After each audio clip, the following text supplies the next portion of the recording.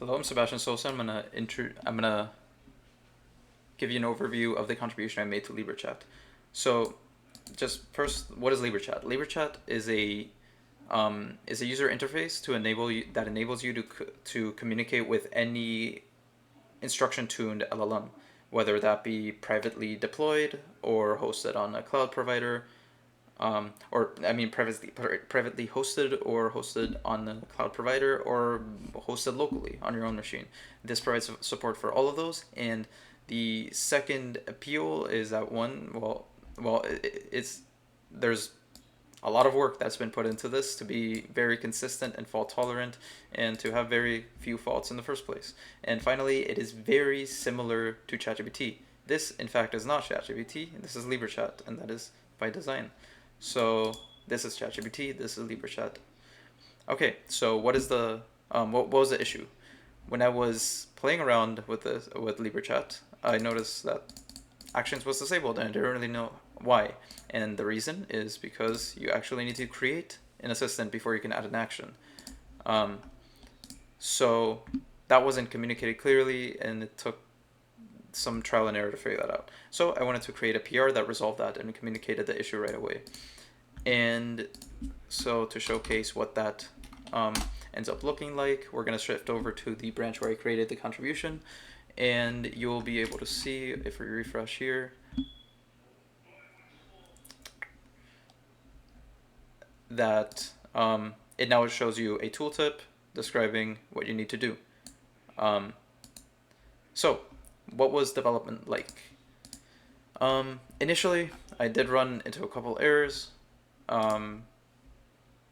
primarily with running the repository. There's a lot of services that you need to run in order to get this working on your machine, and in order to develop it, you need to have it working in the first place. So, yeah, there's a couple services here, and as you'll notice here, I'm basically already running all of them.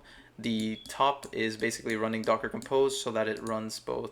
It runs basically these four services. Not the API, because we do want to run it in development mode so that it hot reloads, and so we're basically running everything but the API. Another thing is we're actually not using MongoDB even though we're running it. And that was the second issue. I was not able to connect to the MongoDB if it was deployed on Docker Compose. In order to resolve that, I had to deploy a instance of a MongoDB cluster in MongoDB Atlas, or yeah, it's MongoDB, this site. Um, and so once those two things were resolved, I finally got it working. And then it was a matter of navigating the repository to find what I needed to change. And so this is the repository. There's a lot of configuration files. There's a lot of additional files that we don't really need to pay attention to. What I knew I had to focus on was the client. This is not something that required information from the database. I didn't need to modify the database. I just had to create the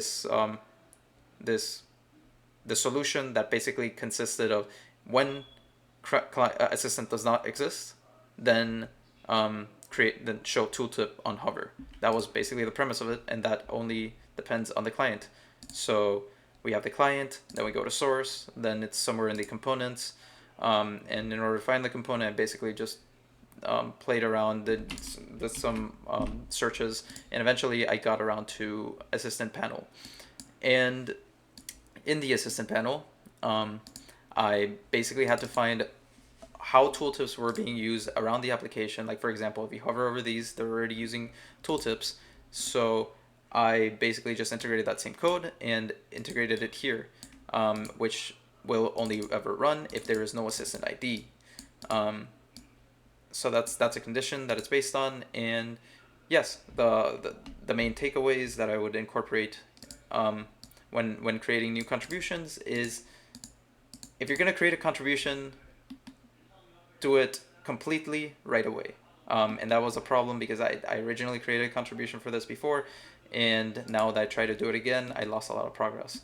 So yes, that is the main takeaway, and also asking for help to get things running in development. Thank you.